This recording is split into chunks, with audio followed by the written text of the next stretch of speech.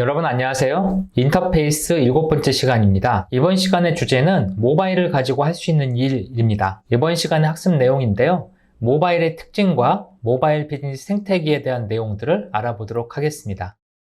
우리가 이제 모바일이라고 하는 제품을 쓰고 있는데 이 모바일의 특징이 뭘까요? 인터넷과 모바일의 차이를 좀 살펴볼 필요가 있는데요. 인터넷 같은 경우에는 기존의 PC라고 하는 큰 모니터에 어떤 장치가 있는 곳에서만 접속할 수 있었던 그런 거라면, 모바일은 디바이스 자체가 작기 때문에 내가 언제든지 손에 들고 이동하면서 침대 위에서 또는 차량 안에서 쉽게 쓸 수 있다는 거죠. 그리고 이 모바일은 기본적으로 위치 기반의 정보 서비스와 결합이 쉽습니다. 스마트폰을 이용해서 지도 서비스를 이용해서 내가 가고자 하는 목적지에 내비게이션을 맞추면 안내를 쉽게 받을 수 있죠. 네이버라든지 티맵, 카카오, 구글 이런 다양한 형태의 지도 서비스를 활용해서 내비게이션을 쓸 수가 있습니다. 여기에 이제 실시간 위치 정보 같은 걸 이용해서 기존의 이 내비게이션보다 훨씬 더 정교한 길 안내 같은 걸 받을 수가 있게 되겠죠. 이외에도 우리가 사진을 찍으면 그 사진 안에는 GPS 정보가 들어가서 언제 찍었는지, 어느 위치에서 찍었는지 이런 거를 표시해주는 기능을 갖고 있습니다. 지난 몇 년간 스마트폰은 굉장히 뛰어난 카메라 기능을 갖게 됐습니다. 기존에 우리가 많이 썼던 2000년도 초반에 똑딱이 카메라라고 했던 카메라 시장이 다 증발할 정도로 이 스마트폰에 들어가 있는 카메라는 굉장히 좋은 성능을 자랑하고 있습니다.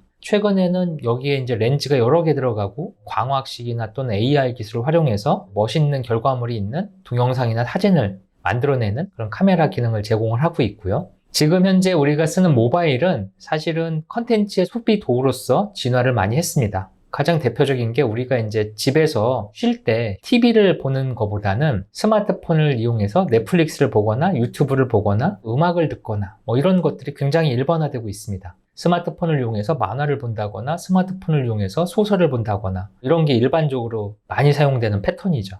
단순 소비 도구뿐만 아니라 스마트폰은 생산 도구로서의 진화를 만들어냈습니다. 그래서 유튜버라든지 틱톡이라든지 이런 부분들에 관련된 다양한 생산 도구로서 만들어졌고요. 개인의 SNS, 쇼핑, 지식 등의 혁신들이 일어나고 있습니다. 모바일 생태계의 특징이 있는데 최신 기종의 스마트폰들이 대규모로 보급되는 거죠. 1년 미만의 주기로 이 대규모로 보급되는데 그 중심에는 바로 모바일 생태계의 특징이 있습니다. 애플 사이트에 가서 보면 애플은 매 1년마다 최신 스마트폰의 버전을 계속 바꾸고 있죠. 이런 최신 스마트폰이 나오면 이전 세대의 사람들이 쓰는 스마트폰이 빠르게 대체되는 특징을 갖고 있습니다. 그래서 보통 짧으면 1년, 길어도 2년 또는 3년 내 최신 스마트폰을 사게 되고요. 특히 애플 생태계 같은 경우에는 이 스마트폰의 기종이 거의 한 기종, 화면 사이즈만 다른 형태로 고정이 되기 때문에 이런 부분들에 대해서 그 안드로이드 플랫폼에 비해서 굉장히 통일성 있게 빠르게 대규모로 움직일 수 있다는 걸 볼 수 있습니다. 제품들을 한번 비교해 보면요. 그 화면 사이즈도 이제 6인치, 5인치가 있고 통신망, 카메라, 광학줌, AI 칩이 들어있고요. 페이스 아이디라고 해서 얼굴 인식하는 기능도 들어있고 여기다 방수 기능 되고 뭣도 되고 하면서 이러한 디바이스들이 이제 만들어져서 시장에 대규모로 표준화된 형태로 보급이 되고 있습니다. 모바일 생태계에서 가장 중요한 게 바로 앱이라고 하는 이 형태의 다양한 컨텐츠들이 스마트폰을 통해서 소비자한테 제공이 되는 건데요. 가장 대표적인 플랫폼이 바로 앱스토어, 구글 플레이라는 생태계를 가지고 정보가 유통되는 겁니다. 앱스토어 같은 경우에 한번 가서 보면 이 앱스토어라고 하는 거는 애플이 운영하는 아이폰 및 아이패드를 위한 이런 다양한 기능들을 제공해주는 서비스라고 보면 되고요. 앱스토어라고 하는 거는 2008년도에 이렇게 처음 소개가 됐는데요. 이 처음 소개됐던 앱스토어에는 앱이 500개 정도밖에 없었습니다. 시간이 지나면서 이 앱이 기하급수적으로 증가하게 됩니다. 2010년도 말이 되면 이 앱이 30만 개로 늘어나고요. 다운로드 건수도 굉장히 커졌죠.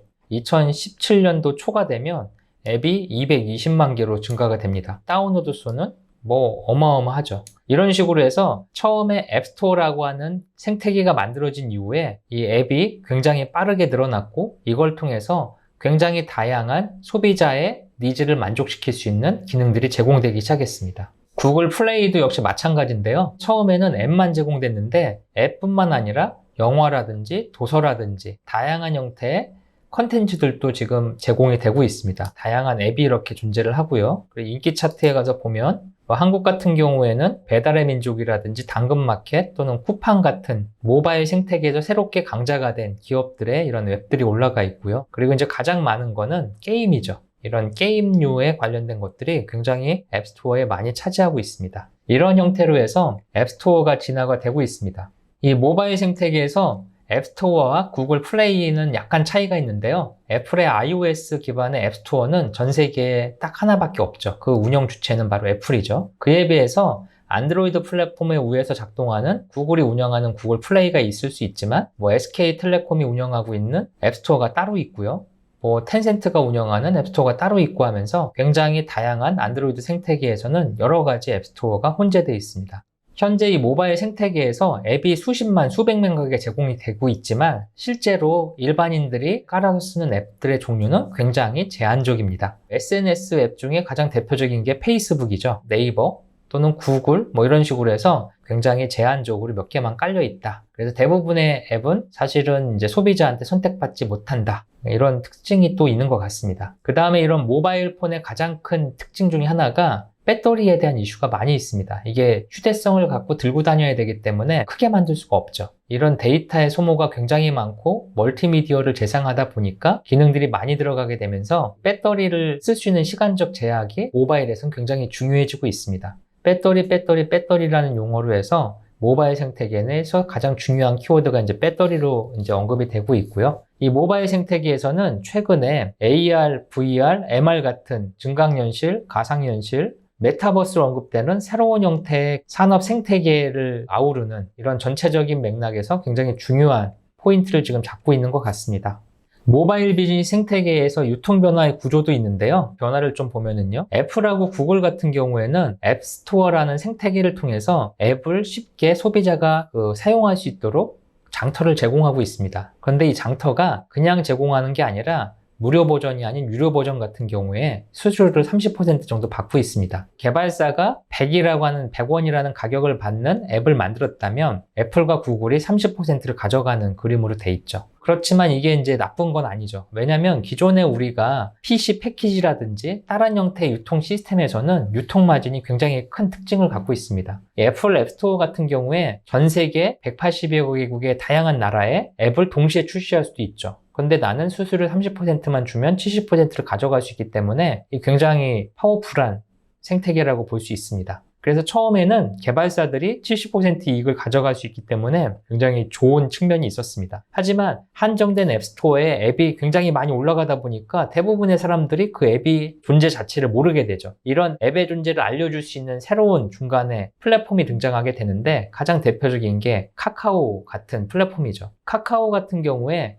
맨 처음에 이제 무료 메신저를 했는데 수익 모델이 없었습니다. 그래서 돈은 어떻게 벌지? 유료화시키면 사람들이 다 메신저 지워버릴 것 같은데 그 찰나에 이 카카오의 SNS에다가 게임적인 속성을 집어넣은 킬러 아이템이 등장합니다. 바로 애니팡이라는 게임이 등장하는데요. 애니팡 게임은 SNS 속성에 게임을 접목시킨 대표적인 성공 사례죠. 애니팡에서 가장 핵심은 친구한테 자랑하기입니다. 간단한 애니팡 게임을 하는데 내가 친한 친구, 소셜에 있는 친구가 나한테 자랑을 하죠. 나보다 점수가 앞섰다고. 이거를 몇 번 이상 하면 락이 걸려서 못하거든요. 거기다가 소액 결제를 하면 그 락을 풀어주는 거예요, 구조가. 근데 친구를 이기기 위해서 그 자존심을 잠깐 세우기 위해서 소액을 결제했는데 그 소액이 하루에 150억씩 결제가 된 거죠. 3천만 건씩 접속 로그가 생기고요. 카카오라고 하는 채팅 플랫폼 위에서 게임이 그 두각이 나타나서 여기에 플랫폼 회사인 카카오가 과금을 시작했죠. 그래서 새로운 형태의 수익 모델이 만들어지면서 오늘날의 카카오가 탄생하게 된 결정적인 계기가 만들어지게 됩니다. 그 전까지 사실 카카오는 수익 모델이 없었기 때문에 언제 망해도 이상할 게 없을 정도로 좀 위태로운 비즈니스 모델을 갖고 있었지만 이 카카오 게임이라고 하는 걸 통해서 새로운 형태의 유통 시스템의 수수료 모델이 만들어지고 여기에 제2, 제3의 애니팡 같은 킬러 아이템이 등장하면서 플랫폼을 바탕으로 한 돈을 벌 수 있는 모양새가 생깁니다. 이 카카오 플랫폼이 생겨서 다시 시간이 지났더니 카카오 그 게임 플랫폼 안에 또 게임들이 잔뜩 찬 거죠. 그래서 중간에 퍼블리셔라는 사람들이 등장을 해서 다시 포장을 해줍니다. 이거 iOS, 안드로이드 동시 출시하고 광고는 어떻게 하고 그래서 넷마블이나 넥슨 같은 이 퍼블리셔들이 게임 회사들의 개발사가 만든 게임들을 브랜드를 만들고 광고를 하고 홍보를 하고 유통 마케팅을 하면서 판매를 도와주는 조건으로 수수료를 가져가기 시작하죠. 그러다 보니까 기존의 모바일 유통 생태계는 애플, 구글이 가져가는 30%의 플랫폼 업체가 가져가는 수수료, 그 다음에 퍼블리셔가 가져가는 수수료를 다 제하고 나눴더니 수익률이 굉장히 박해지기 시작했습니다. 개발사 같은 경우에 디자이너도 있어야 되고 시나리오 기획자도 있어야 되고 안드로이드 개발자, iOS 개발자 다 있어야 되는데 안드로이드, iOS 개발자 이거 채용을 동시에 하기 굉장히 어려운 상황이 됐습니다. 왜냐하면 수익률이 급감했으니까요. 이 수익률에 급감하는 것 때문에 중간에 또 하나의 레이어가 들어갔는데 그게 바로 게임 엔진입니다. 그래서 대표적인 게 유니티, 언리얼 이런 중간에 게임 엔진을 바탕으로 이 안드로이드, iOS 개발을 쉽게 해줄 수 있는 툴들이 등장을 하는 거죠. 여기에 또 하나의 레이어가 등장하면서 비즈니스 생태계의 변화가 구조적으로 따라오게 됐습니다.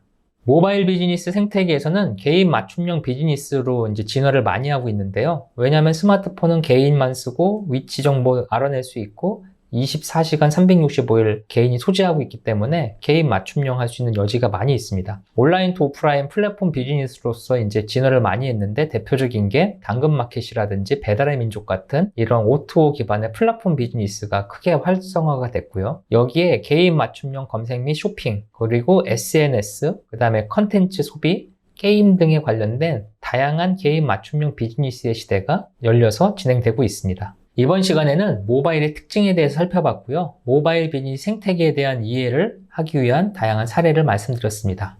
다음 시간에는 모바일에 사용되는 기술은 뭐가 있는지 알아보도록 하겠습니다. 이번 시간 수고 많으셨습니다.